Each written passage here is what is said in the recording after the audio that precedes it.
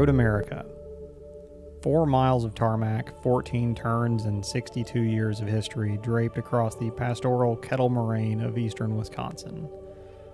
Built as a dedicated course to replace the Elkhart Lake Street Circuit, this storied venue stands as one of the oldest and longest road courses in the United States. Somewhat unique even among its peers, Road America has never been reconfigured. The track you can drive today follows the same layout that saw Phil Hill victorious at Road America's first race on September 10, 1955. It's also the same track I visited in 1992 as a 10-year-old scampering after my dad's Di Tommaso Pantera with a VHS camera the size of your typical carry-on luggage. At that age, I was definitely into cars, but my biggest concern on that particular trip was that the room in which we were staying didn't have a TV.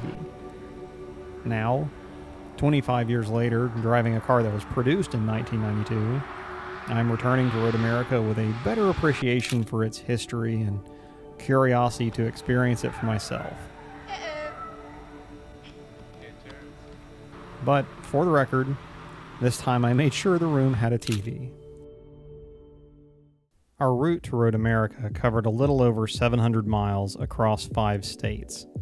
Starting in Knoxville, we passed through Lexington, Louisville, Indianapolis, Chicago, and Milwaukee of note before arriving in Elkhart Lake. By the clock, it took us 12 hours to get there and 11 hours to get home at the end of the weekend. Unfortunately, we didn't do much vlogging from the road this time, but honestly, you didn't miss much. By way of reenactment, here's what the outbound trip looked like.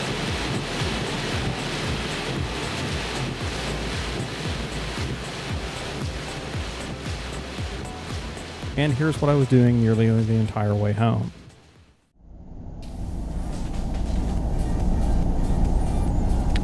Do you hear a noise?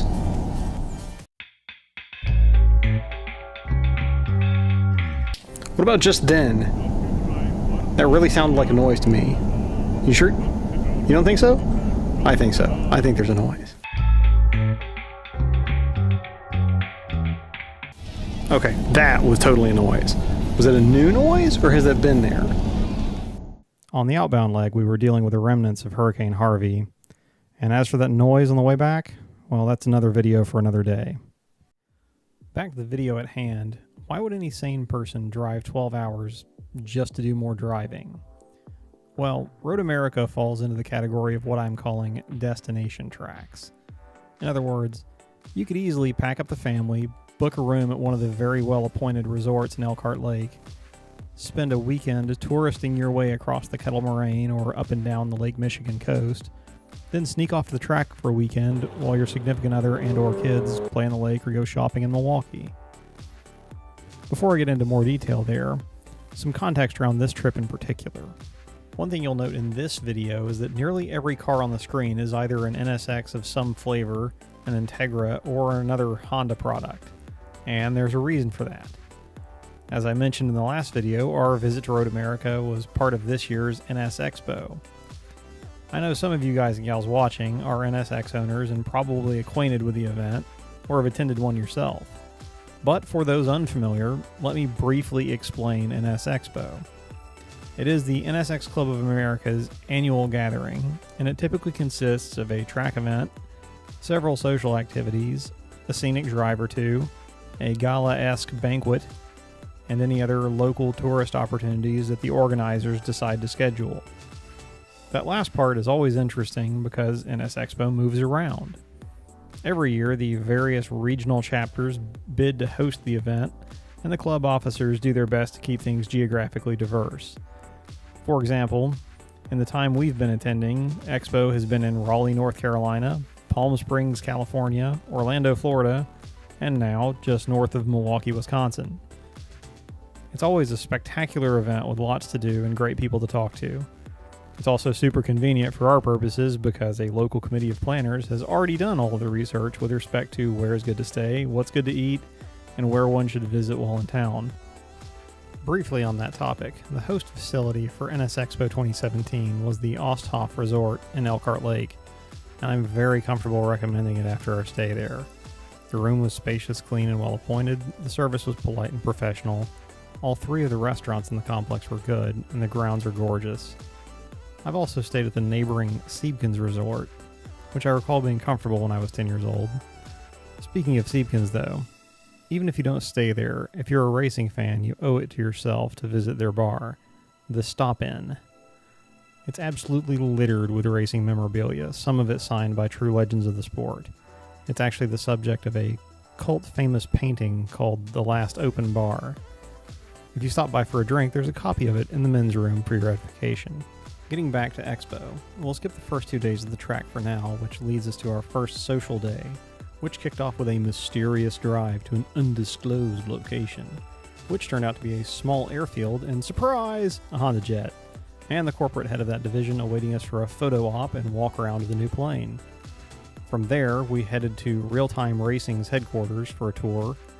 They were in the midst of prepping their new NSX GT3 cars for an upcoming World Challenge GT round, and Peter Cunningham talked us through some of the finer points of running a race team and the NSX GT3 program. After pausing for lunch at Vermond Park on the shores of Lake Michigan, our next stop was the Real Time Collection Hall. If you are a Honda-phile of any degree, this is a true must-visit facility. Peter and his organization have assembled an assortment of some true unicorns here covering the history of Honda, particularly in America. Oh, and there are a few race cars as well. From there, a scenic drive south ended at the Milwaukee Art Museum, a truly unique and dynamic facility. Yes, those wings move. My wife and I enjoyed walking through several exhibits before a group photo op followed by dinner in the museum atrium, with presentations by Peter Cunningham, Acura's creative director Dave Merrick, and others. A concourse event on the Osthoff lawn provided a leisurely start to the following afternoon. It's always fun to see the variety of cars at these shows, from pampered originals to not-so-pampered originals, a number of new NSXs, of course, in both street and track trim, as well as some of the more heavily modified creations from various owners and builders.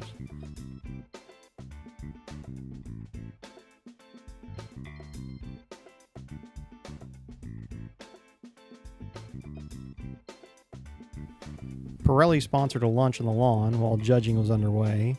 The main event for the evening was a banquet, and some bad phone pictures are all we have of this because we were intent on enjoying our evening and didn't bring the camera.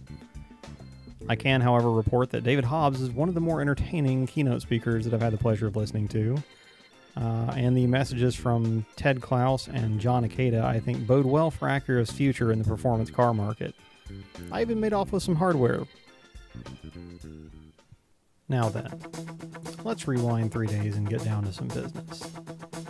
I'm going to say right up front that after 2 days of driving in various conditions, I can, no question, put Road America among my top 5 tracks that I've driven to date.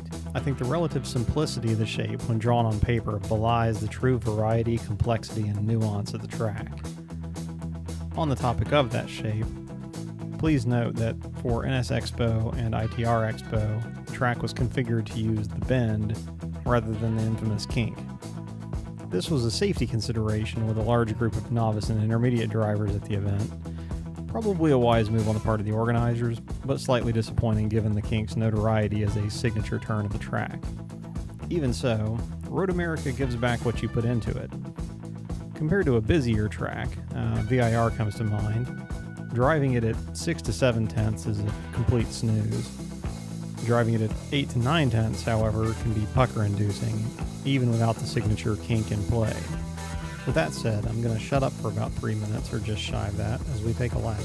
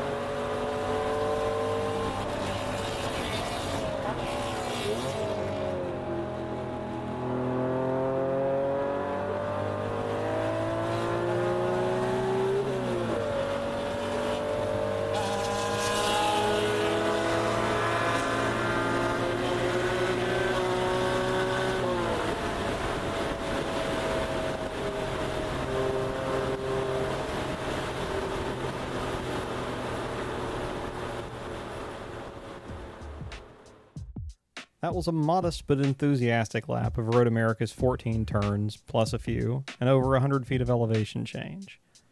Now, I do realize that I did all of the overtaking on this particular lap, but I don't have much of an ego about that type of thing, which is good, because for as many times as this happened, this also happened.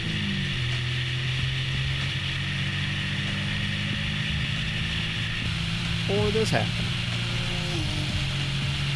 And I don't have video of it, but I also got reeled in by a K-swapped CRX at one point. These things just happen. Bringing things full circle, I really enjoyed my time on Road America. I feel like I got as much of a taste of the track as I could have in 2 days, but left thinking that I really wanted to go back and see if I could even get 1 or 2 more corners feeling just right. It also tickles the imagination to think of whose tire marks I've just driven in. Literally, in some cases, having shared the track with Peter Cunningham, who's a living legend himself. But driving a track that hosts top-tier motorsports also means you get to watch future races at that event with a new perspective, knowing what those drivers are seeing out of their windshields. So in closing, Road America. Totally worth driving 11 hours just to do more driving. Thanks for watching. I'm Richard, and this is Lap of the World.